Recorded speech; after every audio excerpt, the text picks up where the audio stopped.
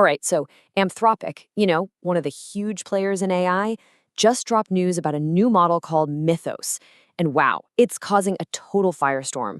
Their whole pitch is that this thing is so powerful, releasing it to the public would be a catastrophic threat to, well, everyone's safety. So the big question is, right? Is this really the god-tier digital security tool we've been waiting for? Or is there something else going on here? And yeah, this quote from Fireship just nails it. The ultimate trust me bro power move. Because that's what this feels like, right? Underneath all the hype about this world-changing tech, it looks an awful lot like a masterclass in corporate maneuvering. I mean, the claim itself is breathtakingly simple.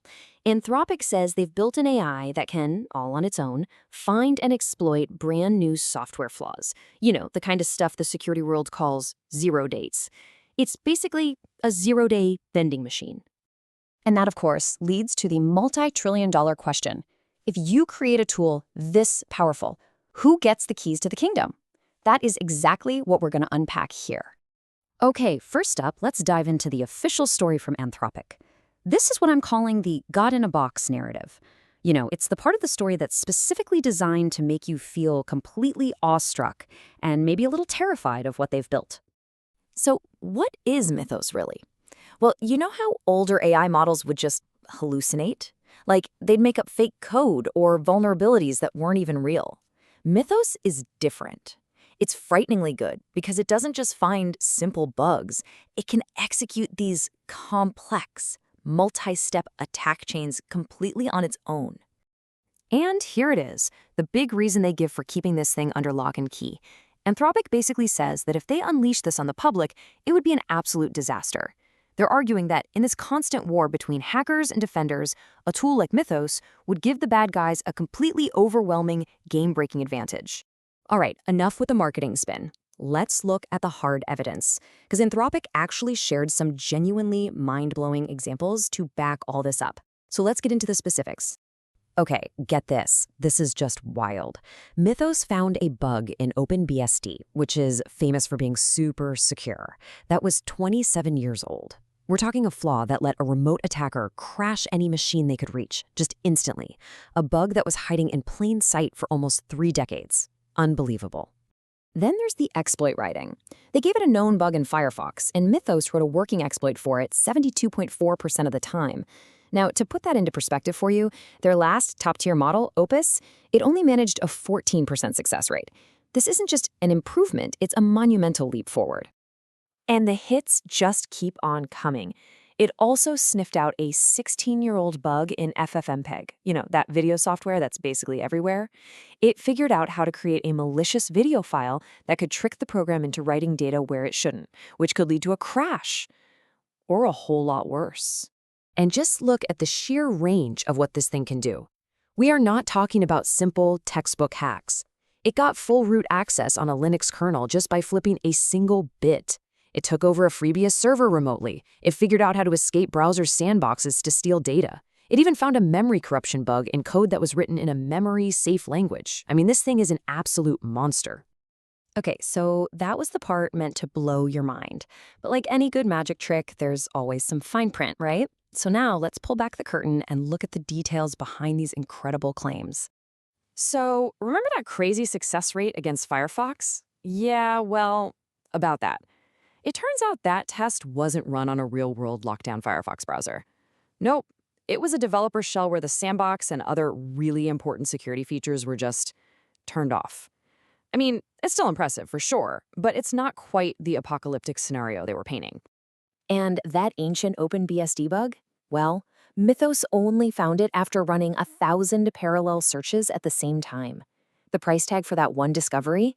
An estimated $20,000 in compute power. So this really makes you wonder, doesn't it? Is Mythos some revolutionary new kind of intelligence? A true leap forward? Or is this just what happens when you have infinite money to point a giant, super expensive fire hose of computing power at a problem until it eventually cracks? So why go through all the trouble of building up this God-in-a-box story, only for it to have all these asterisks attached? Well, it seems it was all a lead up to one thing, introducing something called Project Glasswing. So who gets to play with this god-tier hacking tool? Well, spoiler alert, it's not you. Nope. Anthropic has put together a very exclusive little club, a fellowship of the AI, if you will, and handed the keys to some of the richest, most powerful tech companies on Earth. We're talking Microsoft, Cisco, NVIDIA, the whole gang's here. Now, the official plan sounds pretty noble on the surface. They say they're letting this group use Mythos to find and fix all the critical bugs out there before some other company, or country, builds a tool just like it. It's a race to patch the world, apparently. But come on, let's be real. For every single person outside that little club, every open source dev, every independent security researcher, every startup trying to build something new, the message is pretty clear. The most powerful defensive tool ever created has just been privatized. So what's the endgame then? What does a world that's secured by this exclusive group actually look like? Because this, right here, is where we see a fundamental shift in how cybersecurity is going to work. You see, for decades, the big problem in security was always a talent gap. There just weren't enough brilliant people to check all the code being written. Anthropic didn't solve that problem. They just swapped it out for a technology gap.